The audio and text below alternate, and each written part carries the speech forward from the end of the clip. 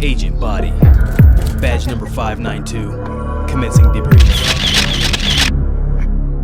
Please state your name. Detective Apter.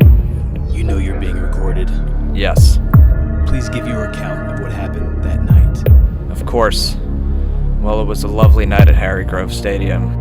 But the day before was truly tragic as we found Frankie, the beloved mascot of the Frederick Keys, Quixote's best friend, just laying there, dead on the front pad. So we figured what better way to get the fans involved in helping us find Frankie's killer than scheduling Clue Night.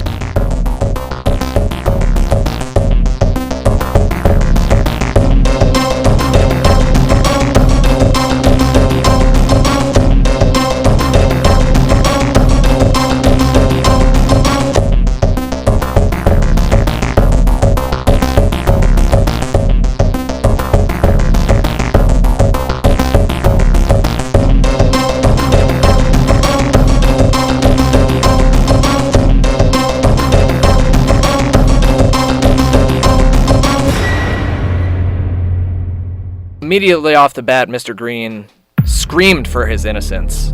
But I didn't believe it right off the bat. Further into his story, he just seemed more truthful. He said that he was in the clubhouse, and that he fell asleep waiting for lunch. And when he woke up, Miss Scarlet, Colonel Mustard, and Mrs. Peacock were all gone.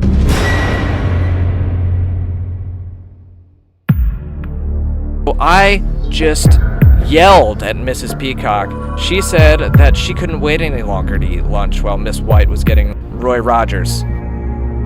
So she went to the concession stand and she made herself a sandwich. She heard a really loud scream. I had all sorts of emotions just going through my body.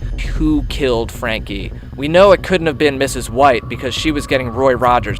It could not have been Mr. Green. He was falling asleep in the clubhouse. Professor Plum was there with him. Mrs. Peacock was at the concession stand. That left us with Colonel Mustard and Miss Scarlet.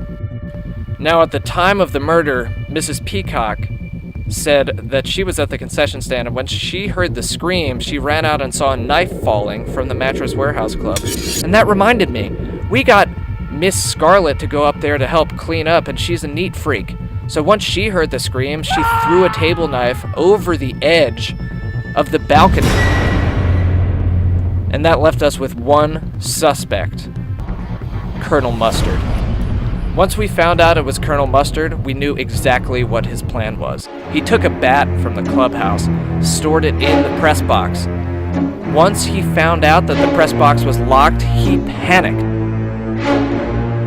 He just didn't know what to do, so he went down the concourse area and he saw Frankie outside of the Frederick Keys dugout.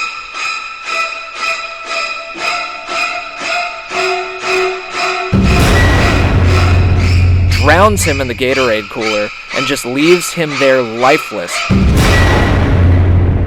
It was Colonel Mustard in the dugout with the Gatorade cooler. And at that point, there was nothing else to do but let security take him away.